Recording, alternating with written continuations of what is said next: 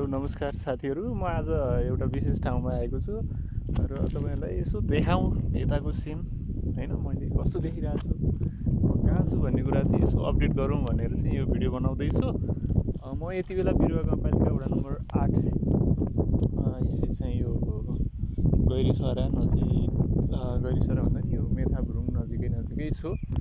यता देखिन सक्नुहुन्छ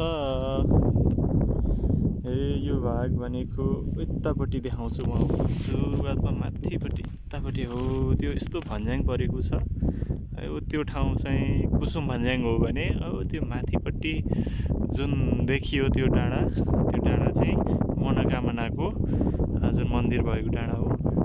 अनि यसै गरी यहाँनिर छ यो गाउँ चाहिँ पोखरी डाँडा, यो पोखरी डाँडा हो।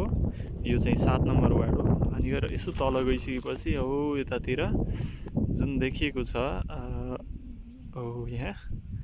यहाँनिर देखिएको जुन हो यो भाग छ यो चाहिँ तर्ले, यतापट्टि मचाबारी सँगसँगै तर्ले छ।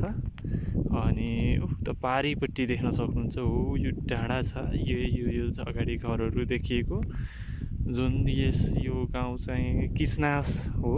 बिरुवा गाउँपालिका वडा नम्बर 5 पर्छ त्यहाँ चाहिँ।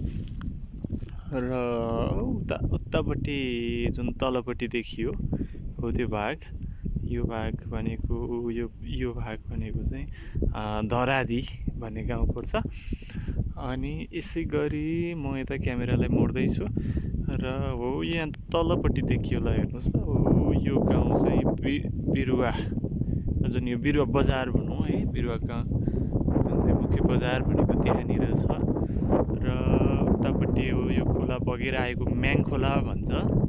यो म्याङ खोला हुँदै अगाडि गइयो भने यो उसबाट चाहिँ यो पहाड कटिसकेपछि जुन त्यताबाट चाहिँ तनहुँको शुक्ला गण्डकी सुरु हुन्छ।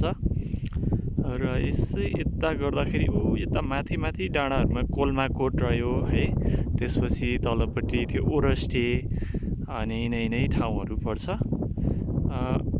यसै गरी म अहिले उभिएको छु एउटा यो डाँडामा छु, निकै सुन्दर देखिरहेको छ। यहाँ म चाहिँ काम विशेषले बिरुवा गाउँपालिकामा पुगेर यति बेला चाहिँ वालिङको लागि चाहिँ म यता यो बाटो हुँदै चाहिँ कुसुम भन्ज्याङ पुग्ने हो। म चाहिँ त्यो भन्ज्याङतिर पुगेर यो साइडनिर यतातिर गएँ भने चाहिँ म वालिङ पुग्छु।